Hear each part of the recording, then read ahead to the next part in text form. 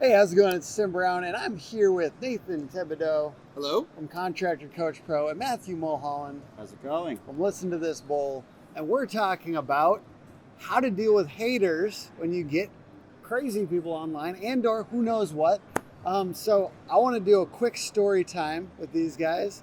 I'll let you go first, Matthew. What happened to you recently, and how did you deal with it on the hater front, or how do you think of that? Very unkind word was said about me. I was called a shill. Yeah. It was spelled wrong, so none of us knew what it really meant. So a guy called me a shill on a forum, money grubbing shill even.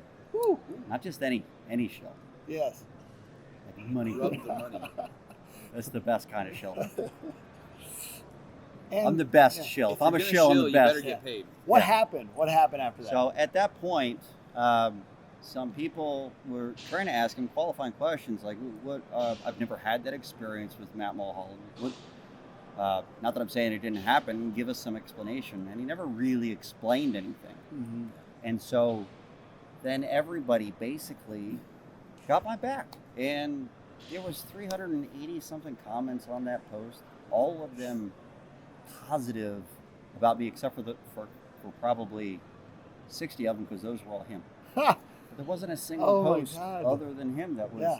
negative. So in a very real way, it had benefited me. Yeah. One, I mean, publicity is publicity, right? Anytime you have someone talking about you for any reason, it's great. His negative publicity turned into positive publicity because so many people talked positively about him. Of Awesome. course, it didn't help that he was just a crazy person, and some of the stuff that he said was off the wall and almost seemed like it was intentional. I honestly thought I think people in those groups, maybe some of the people watching this video, may have thought this as well, that it was like almost like a backhanded way to promote yourself. That was Right. like the theory. And I feel like we're going to talk a little bit about like how did you create that community that kind of came to your aid, but I want to kind of also talk about how that happened with you guys, and then we'll kind of go into that, because what happened with a hater online Well, with you, and how did you respond to it? It's. I'll be honest. It's not a situation we deal with a lot, and I know it isn't for Matt either. Yeah. And so when it did happen, it happened in a forum, and somebody was being kind of unkind. What did this person say? Like up the alley? Just give the basic overview. Well, they were trying to kind of smear us as not being ethical, Yeah. As not doing things right, and honestly, like first of all, it's not true that I Yes. can say that in all Yeah, fairness yeah, and yeah. honesty. And the amount of comments of just To support be that you fair, if you were unethical, you would say that you are anyway.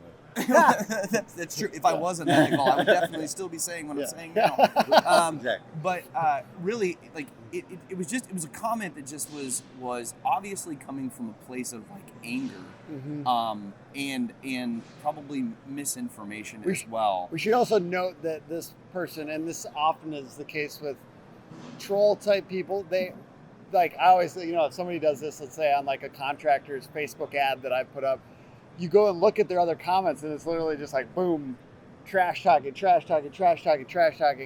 So, and this person had done that in the groups, the Facebook groups. It's before. often a pattern. Yes. Like if somebody's willing to kind of be that vitriolic in that scenario, It they doesn't probably make them do look it good. more than once. Yeah. Which isn't, and if you're out there and you're listening to this and it's something you just want to do, don't. It does not help you in any way. I promise you. Everyone just looks at you kind of like, what? Well, the ensuing situation was there were just comment after comment after comment, and I just watched these things come in as I started the process. Because at first I was angry. I was like, what the heck? But then I thought, that's I don't need that. So I'm just going to respond with the actual love that I did feel. I literally felt bad for this situation.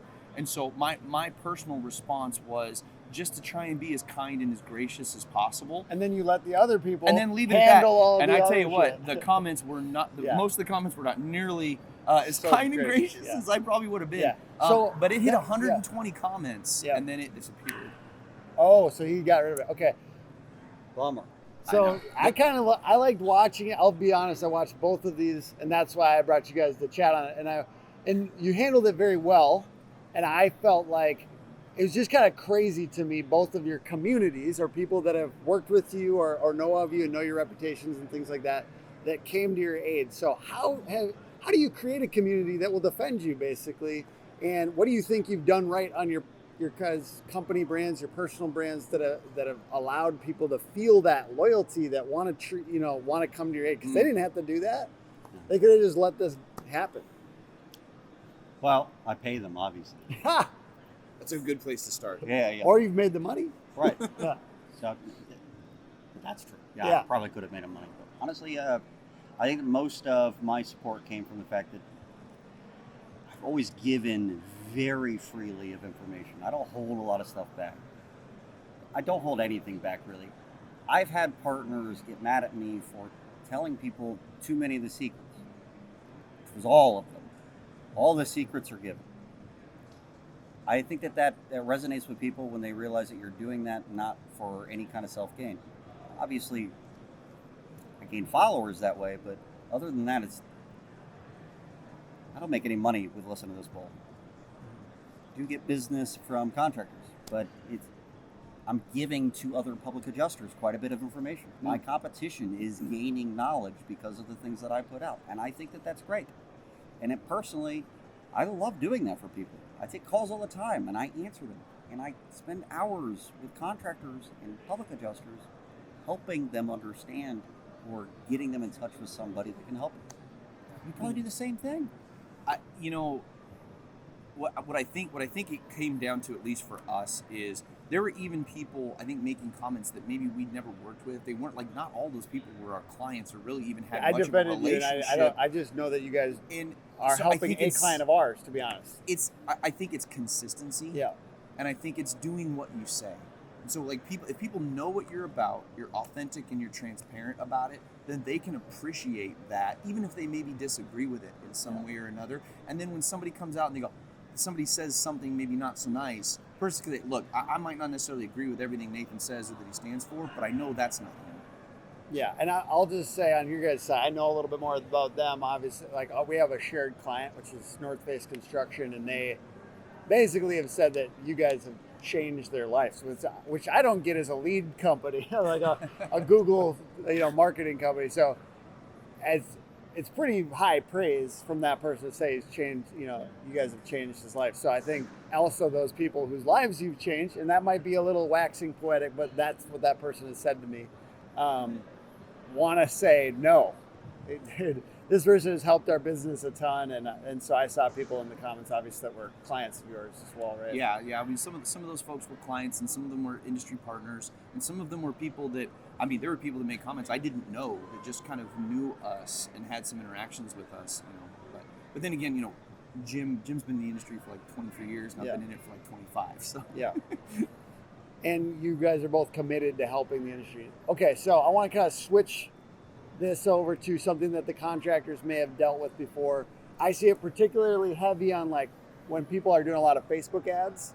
They get those hater comments.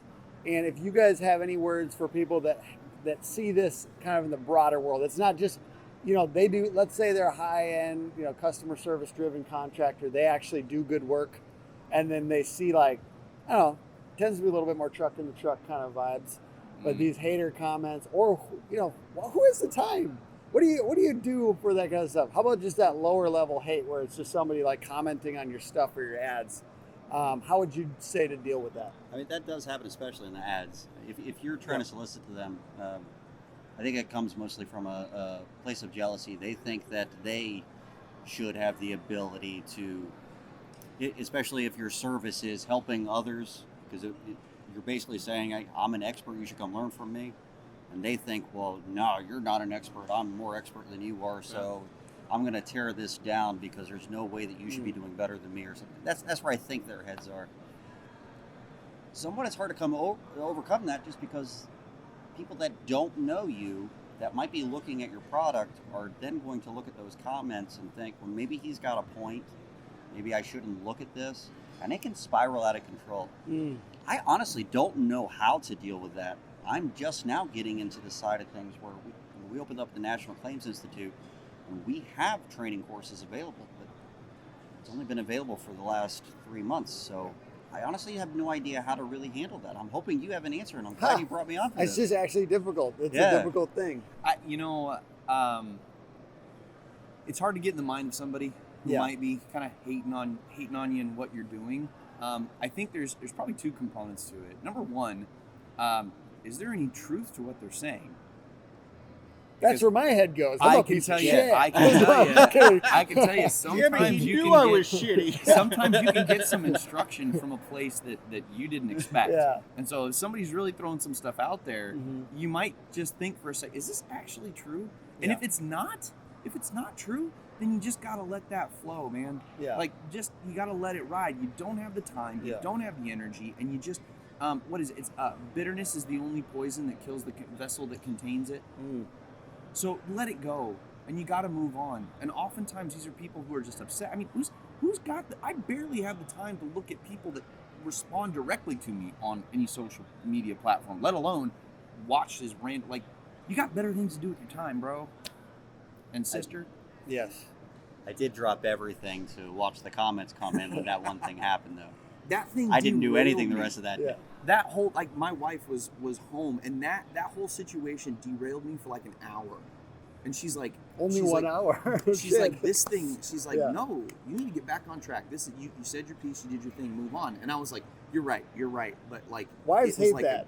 But I got ego, man. It was gravity. Ego. It was just like sucked me right in. Yeah. You get angry and you want to comment on it, but your wife says the right thing, and I think that this ties into what you could do in those cases when you're trying to sell a product or something. Like you said, just ignoring it. I made one statement when I was called a shill. I don't remember what it was, but it was a factual, very short statement, and that was that. And then I didn't engage any further, and then the audience engaged instead. You did the same thing. You made one statement, didn't engage, and your audience came to your rescue. Did you? Not engaging might be the key. Okay, I like that. Did you kind of share it a little bit to get any of your audience on it, or did you just leave it? I did make a few phone calls about it. Okay. Because I was like, holy shit, look what's going on. Yeah. But I shared something about that in my forum the day after, but it was already done. People had asked me for screenshots and things. Yeah. But no, I didn't send anybody in, and that was the coolest thing. That was probably good. It was heartwarming. Yes. I didn't realize I had Right. that many people that supported me in the industry. It was really cool. Yeah. It was cool. It's Got all kind of choked up. good community around this stuff. I appreciate you guys sharing this. I think a lot of people have dealt with something like that. And I guess for you people that want to be haters online, one thing to note is please don't. It's mean. And then Especially also, not to us. yeah, and It's also not a good idea. You don't know that it might make the people that you're hating on stronger. So watch out for that as well. See ya.